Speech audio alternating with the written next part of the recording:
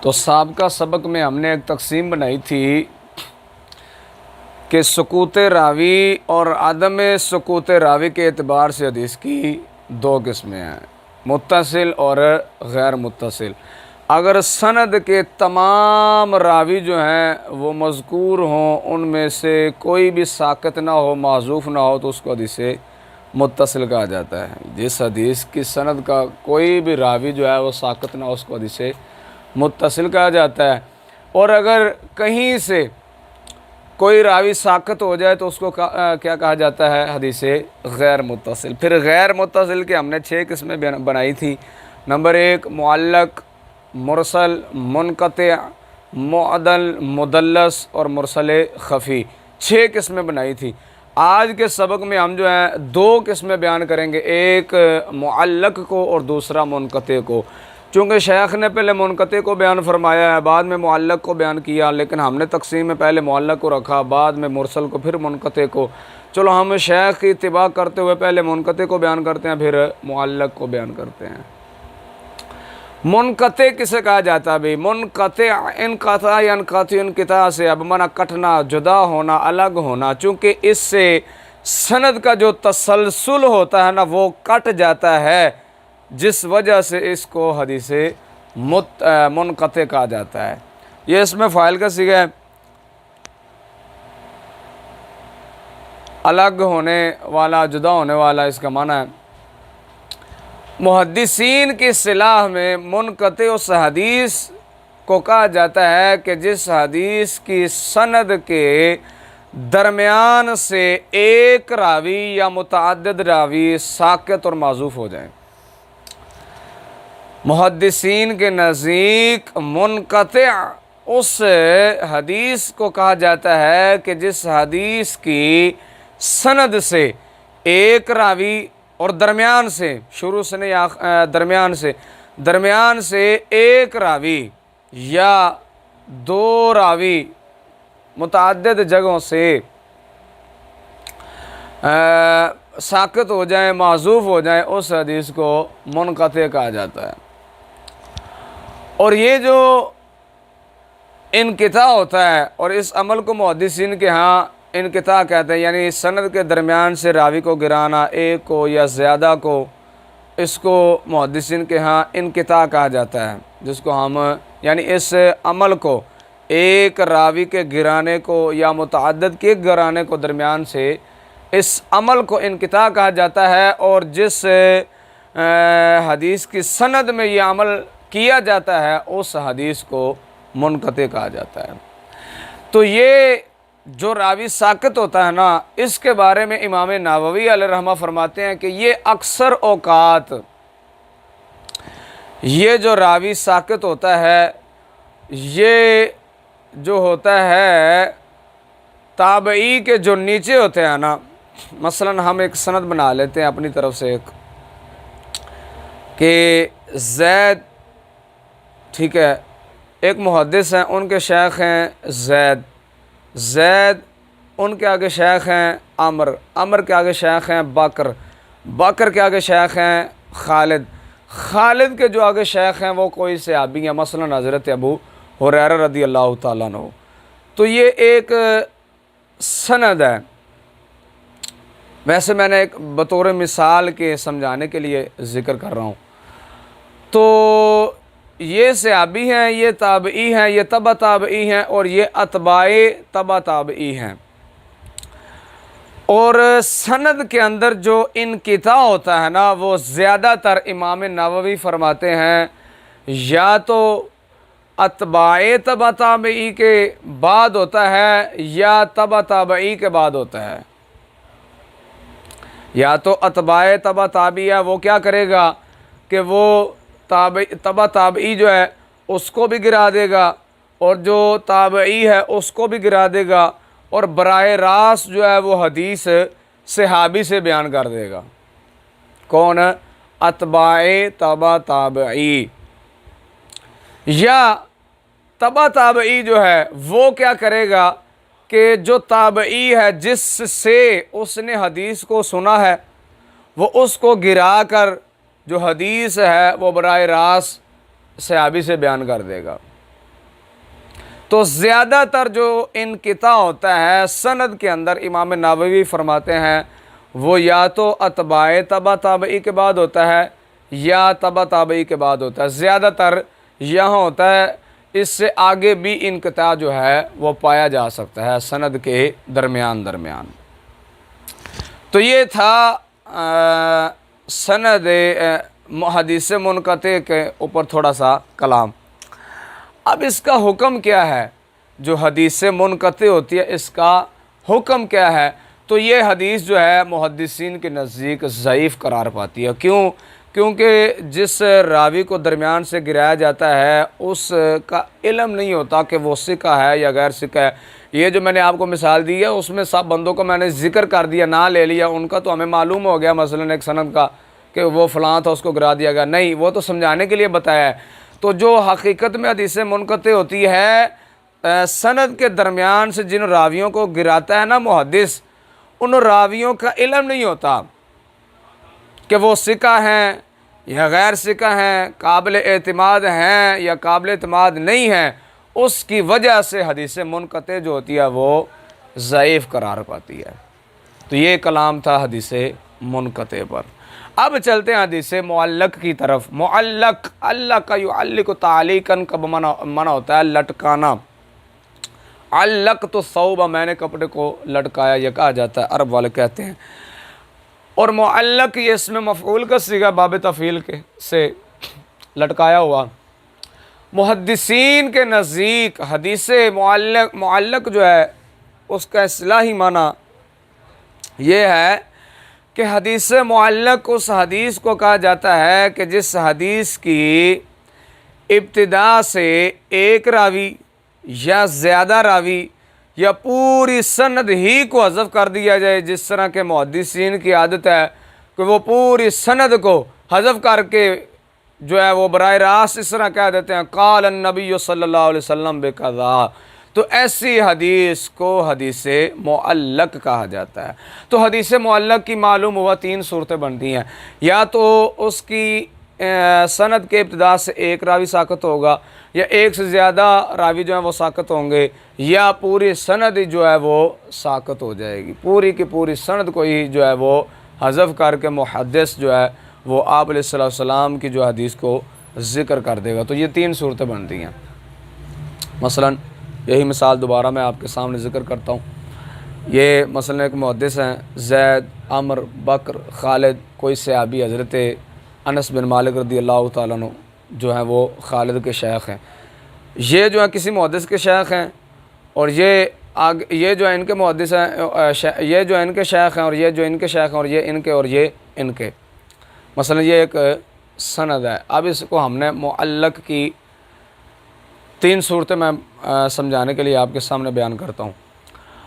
اب اگر محدث جو ہے حدیث کو مع سند ذکر کرنے والا، اب اگر وہ سند کی ابتدا سے، یاد رکھیں ایک ہوتی ہے سند کی ابتدا، ایک ہوتی ہے انتہا، ایک ابتدا ہے ایک انتہا ہے، ایک ہے سند کا آخر، ایک ہے سند کا شروع۔ جو محدث کا شیخ ہوتا ہے نا اسے کہتے ہیں ابتدائے سند، اور جو اس سند میں چلتی چلتی جو صحابی تک پہنچتی ہے نا اس صحابی کو، کوئی بھی صحابی، ان کو کہا جاتا ہے سند کا آخر۔ اگر محدث سند کے شروع سے راوی کو ساقط کر دے ایک کو، تو بھی حدیث معلق قرار پائے گی، اور اگر وہ ایک راوی جو شروع سے گرایا ہے، گرانے والا جو ہے اگر وہ مدلس ہے، وہ گرانے والا فاعل جو ہے وہ مدلس ہے، تو اس روایت کو تدلیس بھی کہا جائے گا، جیسا کہ وہ آگے الگ آ رہا ہے حدیث مدلس کے بیان میں ہم کریں گے۔ اگر وہ مدلس نہیں ہے تو پھر اس روایت کو معلق کہا جائے گا۔ اگر سند کی ابتدا سے راوی کو گرانے والا محدث مدلس ہوا تو پھر روایت مدلس بن جائے گی، اگر وہ مدلس نہیں ہے تو پھر روایت معلق بن جائے گی۔ تو یہ پہلی صورت تھی۔ دوسری صورت یہ ہے حدیث معلق کی کہ ایک سے زیادہ راویوں کو ساقط کر دیا جائے، حذف کر دیا جائے سند سے. مثلا اب یہ 5 راوی ہیں، 1 2 3، اب یہ ایک سے زیادہ ہیں، تابعی کو چھوڑ دیا جائے اور صحابی کو چھوڑ دیا جائے، ان کو حذف نہ کیا جائے، اب بھی اس کو حدیث معلق ہی کہا جائے گا. یا اس طرح کیا جائے کہ ان تینوں کے ساتھ جو صحابی ہیں، تابعی ہیں، ان کو بھی حذف کر دیا جائے، تو یہ بھی معلق کی صورت ہے. یعنی اب ایک سے زیادہ ہیں، اب یہ اکثر راویوں کو کیا کیا، محدث نے حذف کر دیا، صحابی کو چھوڑ دیا. یہ اکثر ہوتا ہے، یہ اکثر ہوتا ہے کہ صحابی کیا کرتا ہے کہ محدث کیا کرتے ہیں کہ وہ صحابی کو ذکر کر دیتے ہیں اور صحابی کے بعد حدیث کو ذکر کر دیتے ہیں اور باقی ساری جو سند ہوتی ہے اس کو حذف کر دیتے ہیں. تو اب ایک صورت یہ ہے کہ ایک، دوسری ہے ایک سے زیادہ، اس میں خواہ وہ تابعی کو بھی شامل کر لیں یا تابعی کو شامل نہ کریں. اور تیسری صورت یہ ہے کہ پوری سند ہی کو حذف کر دیا جائے مع صحابی کے. تو یہ سب صورتیں جو 3 میں نے ذکر کیا یہ حدیث معلق کی ہیں. اور اس عمل کو یعنی سند کی ابتدا سے ایک راوی کو یا زیادہ کو یا پورے سند سے سب راویوں کو ساقط اور حذف کرنے والے اس عمل کو محدثین کے نزدیک تعلیق کہا جاتا ہے. یہ تھی عند المحدثین حدیث معلق کی تعریف. اب چلتے ہیں حدیث معلق کا حکم کیا ہے. محدثین کے نزدیک حدیث معلق مردود ہے، اس کو رد کر دیا جائے گا، قابل حجت نہیں ہے. کیوں؟ اس لیے کہ محدث نے جس راوی کو ساقط کیا ہے، ایک کو یا زیادہ کو یا پوری سند کو ہی معذوف کر دیا ہے. اب پتہ نہیں ہے کہ وہ راوی کیسے ہیں، ان کا حال معلوم نہیں ہے، ثقہ ہیں، غیر ثقہ ہیں، قابل اعتماد ہیں یا قابل اعتماد نہیں ہیں، کس درجے کے ہیں. تو ان راویوں کے حالات معلوم نہ ہونے کی وجہ سے وہ روایت جو ہے مردود قرار پائے گی، حدیث معلق جو ہے وہ مردود قرار پائے گی. یہ تو محض میں نے سمجھانے کے لیے نام لے لیے. حدیث معلق میں جو راوی ساقط ہوتے ہیں ان کا حال معلوم نہیں ہوتا تو جا کر اس حدیث کو مردود قرار دیا جاتا ہے. یہ تو بحث میں نے آپ کو سمجھانے کے لیے، آپ کے سمجھ کے قریب کرنے کے لیے یہ اس طرح سمجھا دیا. تو یہ حکم ہے حدیث معلق کا کہ وہ مردود ہے، اس کو رد کر دیا جائے گا. لیکن امام بخاری اور امام مسلم رضی اللہ تعالی عنہما جو ہیں، ان کی جو تعلیقات ہیں صحیحین کے اندر، وہ محدثین کے نزدیک جو ہیں وہ متصل کے درجے میں ہیں. امام بخاری کی جو معلق ہوگی، امام مسلم کی جو معلق ہوگی، وہ محدثین کے نزدیک متصل کے درجے میں ہے. یعنی متصل آپ کو پہلے بتایا کہ جس حدیث کی سند کے سارے راوی مذکور ہوں اس کو حدیث متصل کہا جاتا ہے. ٹھیک ہے. تو امام بخاری علیہ الرحمہ کی جو تعلیقات ہیں وہ محدثین کے نزدیک متصل کے درجہ میں ہے. کیونکہ امام بخاری نے اس بات کا التزام کیا ہے کہ وہ اپنی صحیح بخاری کے اندر جتنی بھی روایات لے کر آئیں گے سب کی سب جو ہیں وہ صحیح لے کر آئیں گے. تو اس وجہ سے محدثین کے نزدیک امام بخاری کی جو تعلیقات ہیں وہ صحیح اور متصل کے درجے میں ہیں. لیکن یاد رکھیں کہ امام بخاری کی بخاری شریف کے اندر جو تعلیقات ہیں، معلق روایات ہیں، وہ ان روایات کے درجے میں نہیں ہوں گی جن روایات کو امام بخاری نے مع سند کے ذکر کیا ہے. مثلا امام بخاری ایک روایت کو تعلیقاً ذکر کرتے ہیں، ایک کو سنداً ذکر کرتے ہیں. تو یہ جو تعلیقاً جس کو ذکر کیا اگرچہ یہ صحیح ہے لیکن اس درجے کی صحیح نہیں ہے جس حدیث کو امام بخاری نے مع سند کے ذکر فرمایا ہے. لیکن ہاں، یہ جو امام بخاری کی تعلیقات ہیں نا، پوری بخاری شریف کے اندر 160 تعلیقات ہیں. وہ دو طرح کی ہیں۔ ایک وہ ہیں کہ جن کو امام بخاری نے محض تعلیقاً ہی ذکر فرمایا ہے، کسی جگہ پر بھی ان کی سند کو ذکر نہیں کیا، لیکن کچھ تعلیقات ایسی ہیں کہ جن کو امام بخاری نے ایک مقام پر تو تعلیقاً ذکر فرمایا، لیکن دوسری جگہ پر مسندن یعنی مع سند کا ذکر فرمایا ہے۔ تو جو تعلیقات محض تعلیقات ہی ذکر کی گئی ہیں صحیح بخاری کے اندر، ان کو مسندن امام بخاری نے ذکر نہیں کیا۔ وہ تعلیقات اگرچہ صحیح ہیں لیکن ان تعلیقات کے درجے کی نہیں ہوں گی جن تعلیقات کو امام بخاری نے اپنی صحیح کے اندر کہیں نہ کہیں مسندن بھی ذکر فرما دیا ہے۔ یہ بات سمجھ آئی کہ نہیں آئی آپ کو؟ پھر سمجھیں کہ امام بخاری کی جو تعلیقات ہیں صحیح بخاری کے اندر وہ دو درجہ کی ہیں۔ ایک وہ ہیں کہ جن کو جہاں بھی امام بخاری نے ذکر فرمایا تعلیقاً ہی ذکر فرمایا ہے، مسندن ذکر مع سند کے ذکر نہیں فرمایا۔ ایک وہ تعلیقات ہیں کہ ایک مقام پر تو وہ ان کو تعلیقاً ذکر فرما رہے ہیں، لیکن دوسرے مقام پر امام بخاری نے اس کو مع سند کا ذکر فرما دیا ہے۔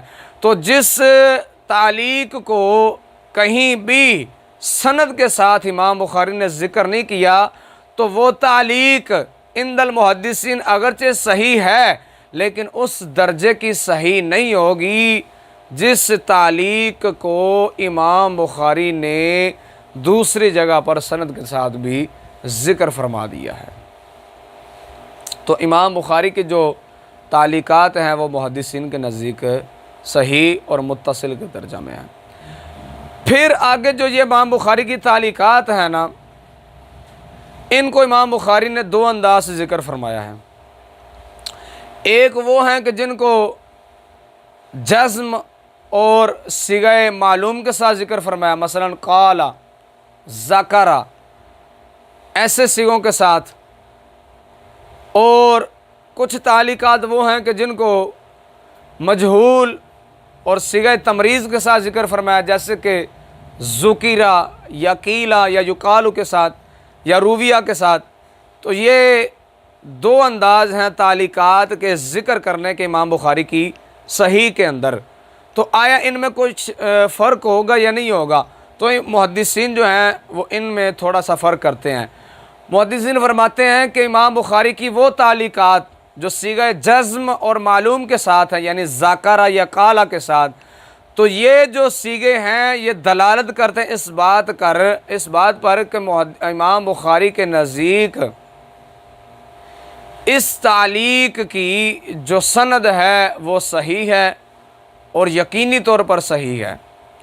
اور رہا جو دوسری ہے، مثلا جس تعلیق کو امام بخاری نے صیغہ مجہول کے ساتھ، صیغہ تمریز کے ساتھ ذکر فرمایا، ذکیرہ یا قیلہ کے ساتھ، یہ جو تعلیق ہے محدثین فرماتے ہیں کہ امام بخاری کے نزدیک اس میں کچھ نہ کچھ کلام ہے۔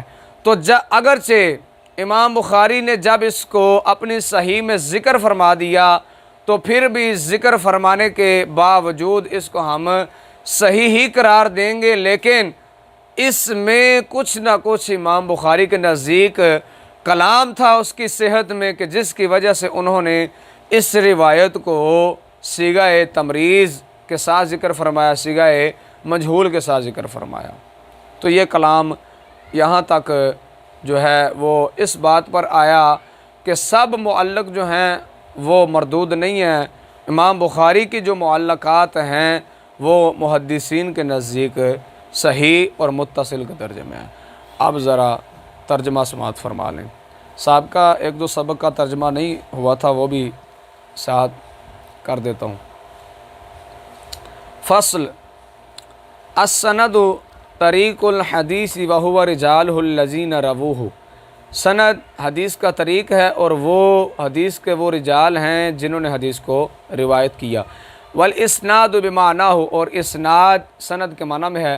وقد یجیء بمعنی ذکر السند والحکایۃ عن طریق المتن، اور اسناد سند کے معنی میں ہے اور کبھی آتا ہے سند کا ذکر کرنے اور متن کی سند کو، طریق بھی جو ہے وہ سند کا مترادف ہے۔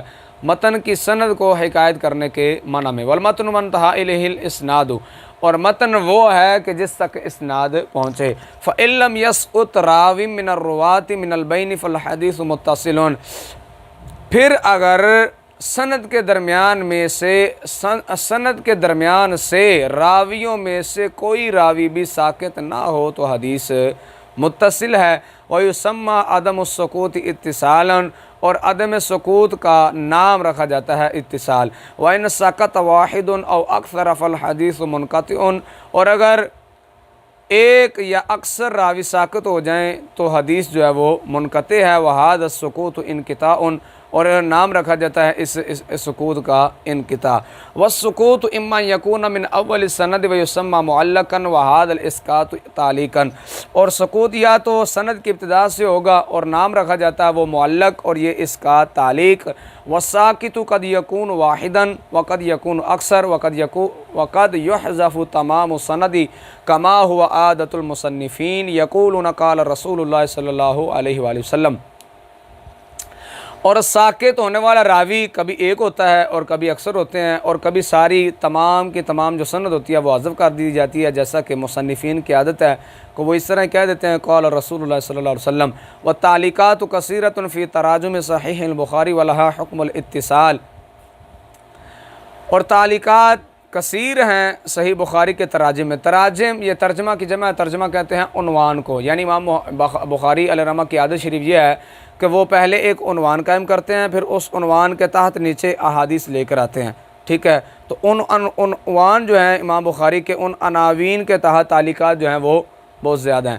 تو تعلیقات زیادہ ہیں صحیح بخاری کے عناوین کے اندر، اور ان کے لیے اتصال کا حکم ہے محدثین کے نزدیک، لأنہ التزم فی ھذا الکتاب اللہ یاتی الا بالصحیح، کیونکہ امام بخاری نے التزام فرمایا اس کتاب میں اس بات کا کہ وہ نہیں لائیں گے مگر صحیح حدیث کو۔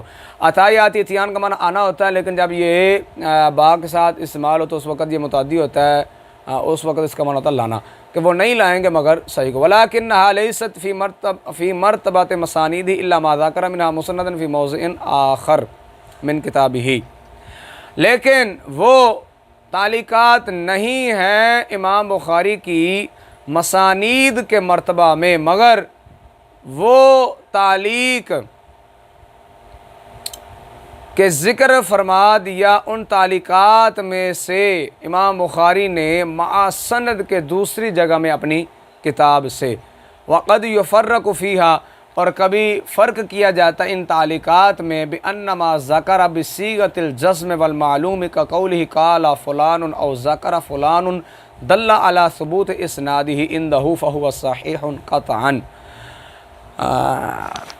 اور کبھی فرق کیا جاتا ہے ان تعلیقات میں اس بات کے ساتھ کہ وہ تعلیق کہ جسے امام بخاری نے ذکر فرمایا سیغہ جزم اور معلوم کے ساتھ، جیسے کہ امام بخاری کا قول قال فلان او یا ذکر فلان، تو یہ دلالت کرتا ہے اس کی سند کے امام بخاری کے نزدیک ثابت ہونے پر، فہو صحیح قطعا، تو وہ تعلیق صحیح ہے قطعی طور پر، یعنی جس کو صیغہ جزم اور معلوم کے ساتھ قال اور ذکر کے ساتھ امام بخاری ذکر فرمائیں گے، وہ اس بات کی دلیل ہے کہ اس کی سند امام بخاری کے پاس جو ہے وہ موجود ہے، اور وہ یقینی طور پر قطعی طور پر صحیح ہے۔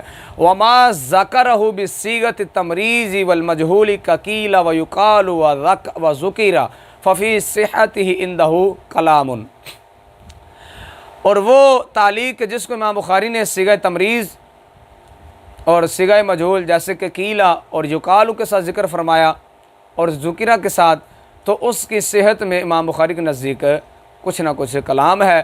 وَلَكِنَّهُ لَمَّا أَوْرَدَهُ فِي هَذَا الْكِتَابِ كَانَ لَهُ أَصْلٌ ثَابِتٌ، لیکن جب امام بخاری نے اس تعلیق کو اپنی اس کتاب میں ذکر فرما دیا، اس کو وارد کر دیا، تو کان لہ اصل ثابت، تو کوئی نہ کوئی اصل جو ہے امام بخاری کے نزدیک ثابت ہوگی جس کی وجہ سے انہوں نے اس تعلیق کو ذکر فرما دیا۔ وَلِهَذَا قَالُوا تعلیقات البخاری متصلۃ صحیحۃ، اور اسی وجہ سے محدثین فرماتے ہیں کہ امام بخاری کی تعلیقات جو ہیں وہ متصل ہیں اور صحیح ہیں۔